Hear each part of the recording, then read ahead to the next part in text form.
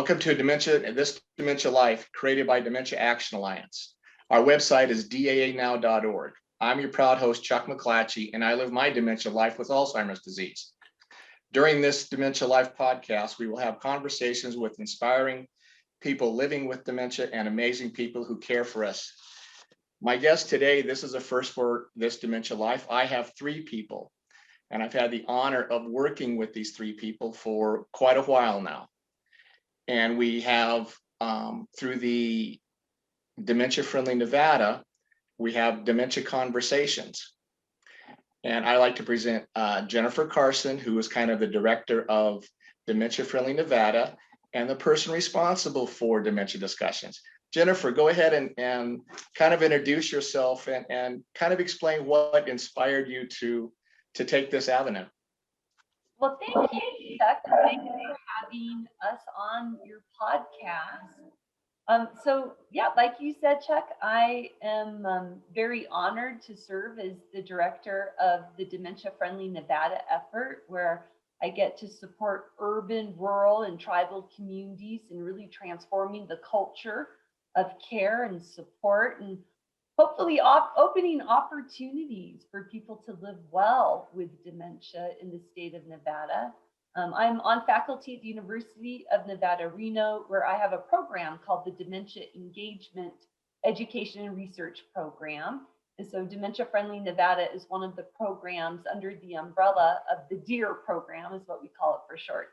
I'm a professional care partner for about 30 some years, and I'm also a family care partner. And I think one of the inspiration for me in launching Dementia Conversations through Dementia Friendly Nevada is just my appreciation that dementia care and support is complex. Living with dementia is a complex experience, and that there is very seldom ever just one answer or one solution that can really help support everyone living with dementia and living well with dementia. And so I really, I wanted to help create an educational program that honors that complexity, opens a space for many approaches to be explored and discussed, and for people to have exposure to a variety of ideas that can help them in living well with dementia. So that was one of the reasons why I thought this type of educational format, a conversational format, would be important. But in addition, throughout my career, people who are living with dementia have been my greatest teachers. I have a PhD in aging, health, and well-being. And like I said, professionally, I have a very long background in dementia engagement, care, and support. But people who are living with dementia have really helped me to both learn new ideas and new approaches for how I could do a better job as a care partner in supporting people. People living with dementia have helped me to unlearn some things that I was taught in my formal education that in practice just honestly don't work or didn't make sense. And so Dementia Conversations opens up a space where multiple ideas can be expressed and where we can learn from one another and really honor the lived experience of people who are living with dementia, and to create a space where they could be our teachers. In addition, family care partners are also great teachers, as are professional care partners. And so it's really a space to bring all of the teachers together to create the best possible educational experience. Awesome. I'll ask you that, Nancy. Just tell us who you are and what inspired you to become involved with dementia discussions. Well, I heard about Alzheimer's, but really had nothing to do with it early on, years and years before my diagnosis in 2013, diagnosed with early onset. And I went through the Cobry study at Cleveland Clinic and came out of that in 2018 with a new diagnosis of mild cognitive impairment. So I have run the spectrum, and what I have found is that each and every day is different. And you probably can agree to that. So what I have set today to say is my new normal really isn't my new normal. It's a stepping stone, and I may have to stretch to reach it. So right after diagnosis, I decided that I wanted to do something to help others.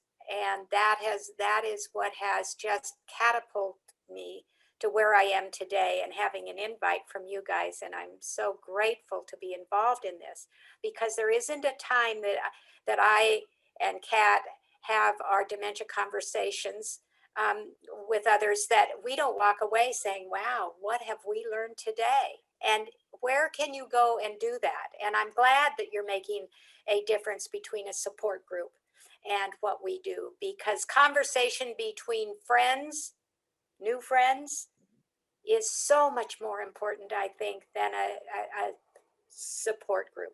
So each has its place, but I'm glad to be involved here. Well, thank you so much. And I'll ask you, Kat, what kind of introduce yourself and what you do and your background, and then kind of what inspired you to become involved? Well, certainly honored to be a part of this amazing group and this amazing idea, honestly, because I have lived with a family member who had some form of dementia literally my entire life, of every decade, losing, 5 family members. And parallel to that was a career. I started out as a pharmacist, but took a completely different trail. And every step I took, I was always introduced to an opportunity to help with dementia. Working at the FDA, I just randomly happened to land in the neuropharm department. And then again, when I moved to Las Vegas, there was the Cleveland Clinic, Lou Ruvo Center for Brain Health, which a fun story of how I even got that job. So I feel like there's conspiring things everywhere, that I'm here to serve people with dementia. And I do that from lived experience and what I've learned and the people that I've lost, and how much I really want to make a difference in the lives of those who are walking there now. So I am just so honored to be a part of this different kind of discussion. And just like everyone has already said here, it's amazing when you think you know everything, you know nothing. And then you walk away from a conversation just blown away by something somebody said that made it so relevant to what you're doing and what I learned. And I'm a family care partner now, and I have become a much better one already from Dementia Conversations. So I'm very proud to be here. That's awesome. I know when Jennifer, when you and I first talked, about, possibly doing this and not really knowing what it was going to do. On our first meeting, it was just you and I sitting there talking. Did you ever think that it would become the successful entity that it is, with as much interest and as much participation as we have? Well, I really believe that once people find their way to Dementia Conversations, and once people could experience this really effective, kind of a radical, revolutionary type of providing education, I believed that they would stay, that they would keep coming back. Like I was saying, because some of my greatest teachers have been people living with dementia, I just knew that if I could help people connect with the experts of lived experience, that they would derive such incredible knowledge, so many really helpful ideas from that engagement. I did believe that they would keep coming back, and that it would just keep building, and it has. Chuck, you and I started the program over a year ago, and like you're saying, it's just the two of us talking to each other, which, by the way, was incredibly valuable. And so not to in any way diminish the importance of that exchange. But then, people started coming in the door one at a time, and then we get 2, and then we get 3. And what was interesting is that nobody is left. That people come and they're just blown away by the depth of the discussion, by the supportive, non-judgmental environment. People, when they come, they really share their whole authentic selves and the issues that are important to them. And so we've really built capacity over time, to the point then we invited Nancy and Kat to join us because we needed a whole second group. And now we're really at a place where I think we need a third group. And I do believe that that trend will continue because it's such an incredibly valuable format for learning together. And it is so supportive. I know a lot of people initially think, oh, it must be a support group. And they might come in for the first time thinking that they're joining a support group. And then we tell people, well, this isn't actually a support group, but we are a supportive community of people. And that people walk away feeling emotionally supported and empowered. And so it's I'm being very honest when I say that Monday mornings from 10 o'clock to 11:30 every week is my favorite 90 minutes of the week. It's so interesting to me. I never know what I'm going to walk away with, what those lessons are. And sometimes when I log on, I'm not even sure what information I need that's going to be helpful to me. But every single time when we do our closing learning circle and we each share one thing we're walking away with, I'm so grateful for what I'm taking away from the group. It's been incredibly helpful to me as a family care partner. So yes, I believed, Chuck, that when people come, that they were probably going to stay, and they have. And I love that because we're really getting to know each other on a very personal level. I value those relationships. I feel like, these are our friends who we are, and our friends, we are learning together with our friends every week. And I just love it. I couldn't agree more. And, it was fun because once we got people coming, the whole direction kind of took off on its own. When these people, realized that, hey, we can talk about anything here. And I think the biggest thing we tell them is, we don't tell you what to do. This is a learning environment for everybody. And Nancy, what do you contribute this success to? Because you've had just as much on Friday as we have on Monday. So we have. Yes. We've just been delighted with the people that keep coming back and join.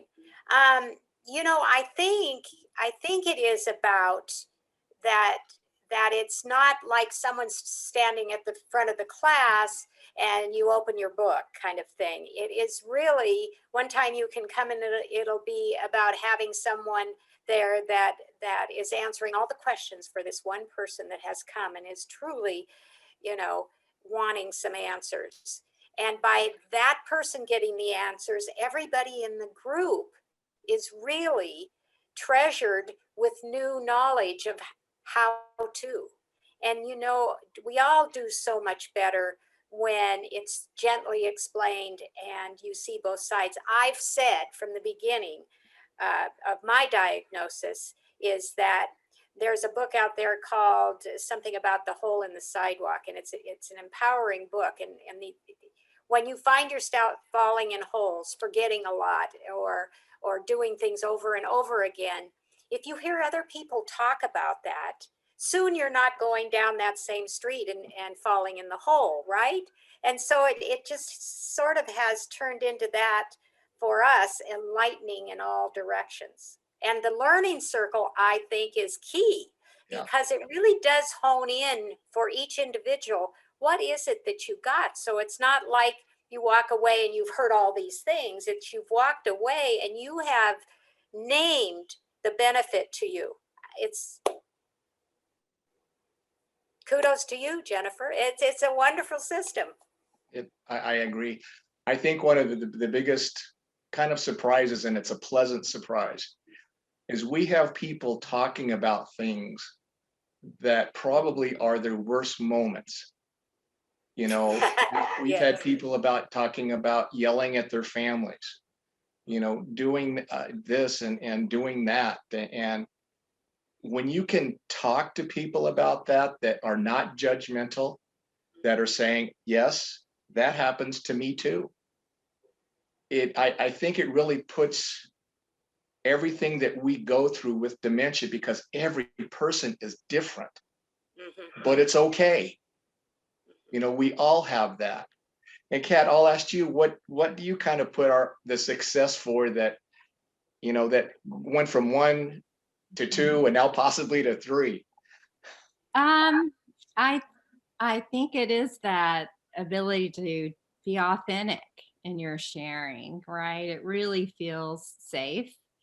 And I really am so delighted when I flip on the camera on Friday and these faces and names keep coming back.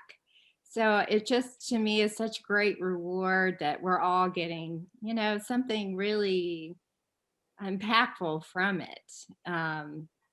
I just think that's sort of the secret to its success in a way. And there's so many, although we talk about tough stuff, it always seems to be these beautiful uh, jewels of real human connection and love you hear about, right? Like how a caregiver looked at, you know, their person living with dementia, or a shared love story of people married for all these years. I mean, I just walk away like, I don't know, with such a warm feeling of, I don't know, good human connection through the veil of dementia. Yeah, and the nuggets of hope Yeah. that we instill and that we give and that we receive. It's all about hope. If you take the diagnosis and you sit down and you veg in it, that's a problem.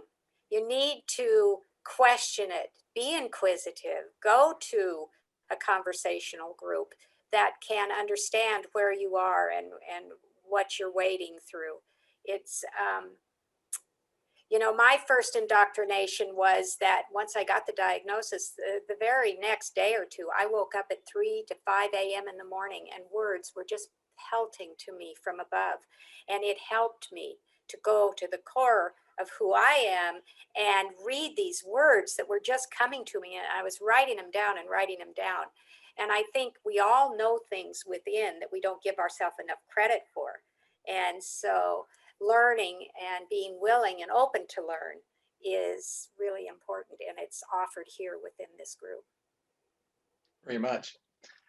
My next question is kind of, to me, it's a very big one. I know that we're not a support group, but I think we are an empowerment group. That I think we empower the people with dementia to be honest. What would you say, Jennifer, about you know, the way that we empower the people living with dementia to be free to talk? Well, we definitely open that space, and I wish the rest of the world would just do the same. I think that experts in particular have an important role to play in opening spaces for people to be able to explore their own inner experiencing, open spaces for people to share their experiences with others in a way that can be educational, helpful, supportive. I think that that's what's really important. And I think when you open that space, what you're doing is you're removing barriers or obstacles for people to express their own empowerment. And so I think the people who gather with us each week, they're empowered citizens. They have agency. They have ideas. They have the ability to make incredible contributions, not just in their own lives, but in the lives of family care partners, in the lives of their communities, to our nation. People who are living with dementia. I love that Nancy talks about wisdom as treasures. I think people living with dementia are treasures. And so what I love doing is just opening that space for people to live up to their own potential. And I think that that's the challenge. So I don't feel like I necessarily do anything to empower the participants, whether they're people living with dementia or family care partners. I feel like through Dementia Conversations, what we've done is try to remove some of those barriers that prevent people from expressing their own empowerment. And what's really great then, when we have our learning circle at the end and people take things away, a lot of times it's an action. People are taking away something that they are going to do, that they are going to try. And because we do this every single week and we have these relationships, it's an opportunity for us to check back in with each other to say, hey, how did that work? I know you were going to try this over the week. How'd it go? And then we all get to learn from each other as well. And so I do agree. It's an incredibly empowering program. And I think what makes it so empowering is really just creating that space for people to express their own agency. I couldn't agree. Nancy, what do you think of the empowerment that we provide to people just through the way that the conversations are ran, not individually? I think the fact that we call upon people, but we've already said, if it's something that you want to pass on, you can pass. This is not, it's not a test, and it's not a book report. I mean, if you don't really have anything to say or choose to bow out for that, it's fine. And we go to the next person. And before you know it, the first person that said no thank you is the one that comes back in and says it has a pearl of wisdom that's just too great to ignore. So it's the openness, I think, and there really are no rules. So when we go, there's rules, but we don't really have rules. And so if they hear something and they want to spin off on that, wait, can you say more about this or that, or, oh, I know something, I heard this, it's just open. And I think for someone like myself, that is very appealing, because I don't feel the pressure. And I don't know, Chuck, if you do this, but I do this. The more pressure that is put on me, the less I can deliver. Yes. So, it's just, It is. I don't know. I'm someone I never was. And so now I find myself in that place. I'd like to go back and apologize to all the people I've tripped up along the way when I didn't have patience with them, right? Because it's just sometimes, the words aren't there, and it's okay. Oh, I couldn't agree more, especially I think of all the times that I've called on people, I think I can count on one hand, and it's been over a year now. I think I can count on one hand the people that have actually said they didn't have something to contribute. To me, that's amazing when you can get 100% participation in anything. Exactly. And I'll ask you, Kat, what do you think the success is, and with the empowerment that you provide on Fridays? Well, I see like people who come in thinking, as Nancy usually puts it, less than. They come in feeling the sense of defeat or something happened, but then through their storytelling or through their ability to talk about it, they become a teacher to someone else. And then you hear that they hear their words repeated or how it impacted somebody else at the end of the learning circle. And what better validation that they're contributing, they're helping people understand what it's like to live well with dementia. And suddenly somebody who felt like they're not feeling so good about themselves, they realize, oh, I was a teacher today. They walk away with a smile. I walked away with, I realized I helped someone, right? And that's the beauty of the cyclical kind of relationship that's going on here in this group. That's so empowering. It's deeply affected how I am as a professional, as Jennifer says. I have when I step into the Cleveland Clinic and interact with every single patient, I am truly a different professional because of this group, from what I've learned. and what I do to understand. I love that you mentioned that, Kat. We have a physician who is a regular participant with us, who is also a family care partner. And I think there's a lot of assumptions people make that physicians know everything there is to know about dementia and how to be an effective care partner. And it just warms my heart all the time. I just love it when we have the learning circle and he's taking away such incredible learnings, not just as a family care partner, but also as a physician. And so it just shows how powerful people who are living with dementia can be in providing education about dementia. And so that's really neat that you and I are having the same experience, as well as this physician who often joins us. And really, I thank all of the group members. I mean, we have a lot of people living with dementia. We also have a lot of family care partners who provide their perspectives as well that are really helpful to hear. But can I just mention, in terms of on the theme of empowerment, Chuck, I think one of the other things that both our Monday group and Friday group have in common, very much thanks to your facilitation, you are three optimists, I guess I will say. You three, none of you will dwell in negativity. You do not have the time for that in life. Each one of you really lives your own personal life in trying to find the possibility that there could be a gift in some kind of adversity or struggle. The three of you really focus on living well. And so all the conversations that we have, even when we're talking about really difficult issues, we will talk about those difficult issues, but thanks to your beautiful facilitation, we always have a way of transcending the tragedy. The three of you you're such beautiful spirits in helping people to embrace the good in every day. And yeah, there are days that are hard, and yes, we all have struggles, and nobody would choose to live with dementia. We're not Pollyannas. We don't try to gloss over the hard stuff, but thanks to your gifted facilitation and just who you are as beautiful human beings, you help the group just transcend the struggle into a place of action toward well-being. And I'm so grateful for that, because your positivity has really rubbed off on me.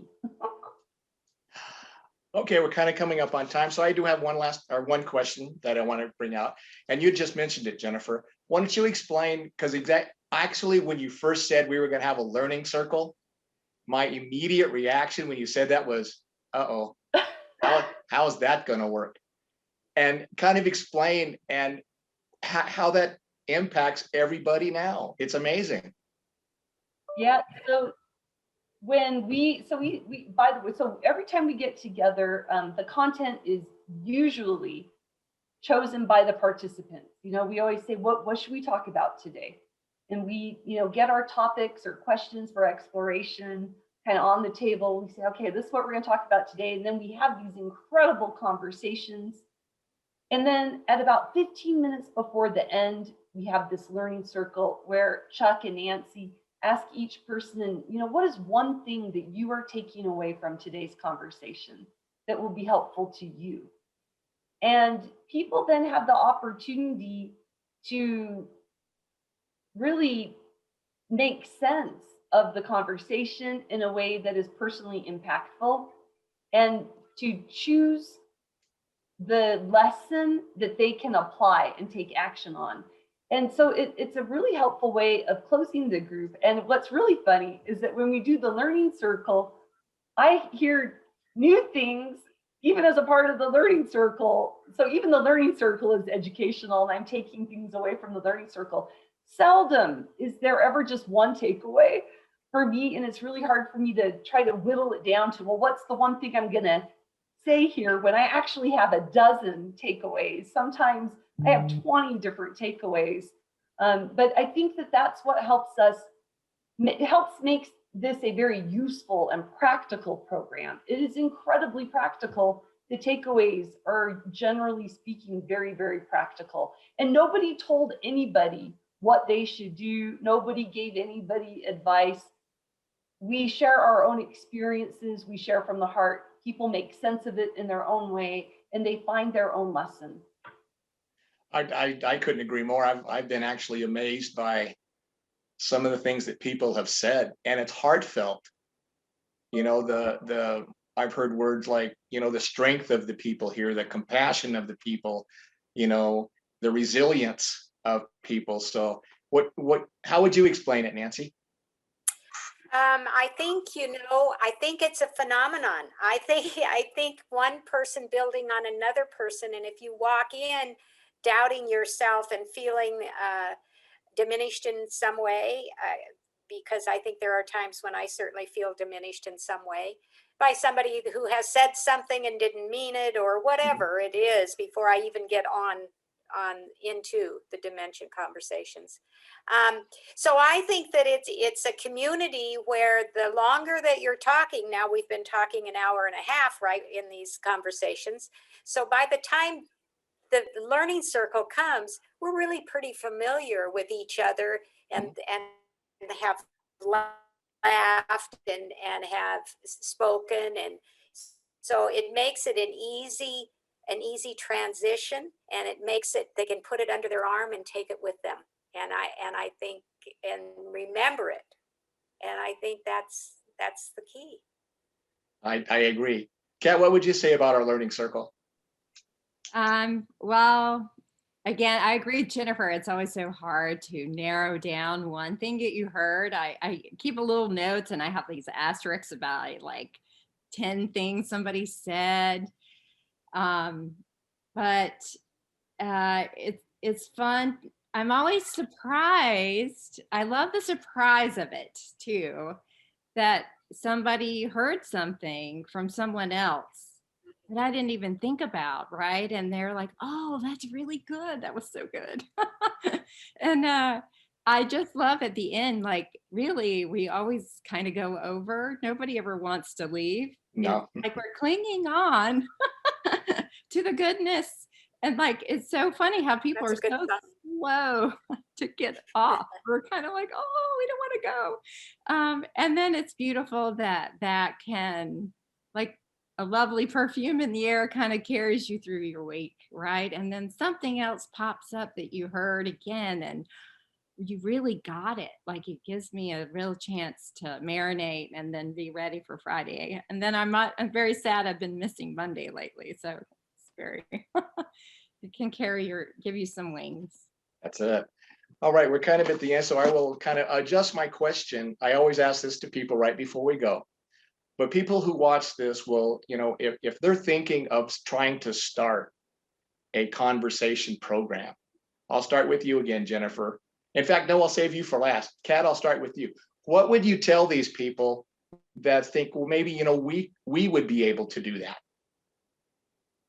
I say go for it. You know, it's a wonderful space to be authentic, to be heard, to be a teacher, to be a student.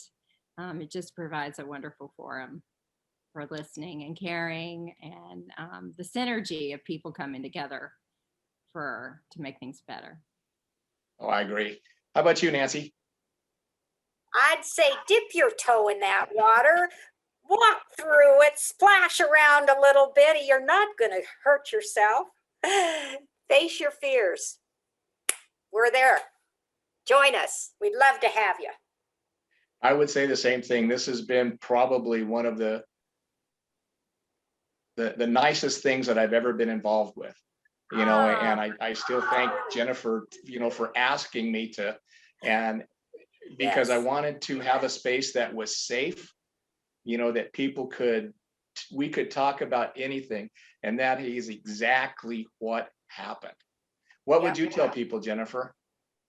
Well, I think I would direct people to our website, whether you want to join Dementia Conversations, and everyone is welcome to join. There's no fee associated with it. It is a public forum. Anyone can join anytime. You don't have to become a member. There's no obligation to return, although everybody does. But this is the Dementia Friendly Nevada website, and this is Dementia Conversations. And what's interesting, if people want to launch their own Dementia Conversations group, if you click here, you can review our collaboratively developed group guidelines, and it really describes the purpose of the program, the format of the program, the facilitation of the program, and what you'll find is that it's all profoundly simple. And then if you want to register for our groups, you could click here if you want to join me and Chuck on Mondays. You could click here if you want to join Nancy and Kat on Fridays. And for anyone, and soon we're going to have a third group launching. That third group, though, will be a recorded version of Dementia Conversations, so that we have an opportunity to share these incredibly educational discussions with the broader public. So anyone who has an interest in being a teacher through these recorded conversations will have an opportunity to join this recorded Dementia Conversation that we hope to launch very, very soon. And there's a little sample of what a Dementia Conversation is like on our website as well. And so that's really helpful. But I will just say that if you're interested in launching your own Dementia Conversation program, which I encourage you to do, I think one of the things that's really important to remember is to just leave your agenda at the virtual door. That this is a group educational experience. This is not a platform for any one person to promote any one perspective or to dominate the conversation. It's really a space where multiple ideas can be expressed and where we can learn together, where there's not just one person with all the power or all the answers. And so it's really important to just check your agenda at the door and to really just open your heart and for the wisdom that you can get from the collective. So that, I guess that's just some simple advice I would use. If I decided to come in with my university hat and turn this into an educational program where I'm going to provide all of the content and then we're going to discuss it, that's not what Dementia Conversations is about. This is a participant-driven program by the people for the people, and I do think that the learnings are dare I say better than when there's just one person talking. Longer lasting. Well, I want to thank you, beautiful people, for agreeing to come on and share this. It's an honor working with every one of you. It is just a joy. Jennifer, thank you so much for asking me, and I'm going to thank you guys so much for coming on the podcast. On behalf of This Dementia Life, I would like to thank you for joining us today. You can view other podcasts on our website, daanow.org. Click on podcast. Please join again to meet the most inspiring and amazing people on This Dementia Life. And I'm the host, Chuck McClatchey. And remember, the brain may forget, but the heart remembers. See you next time on This Dementia Life.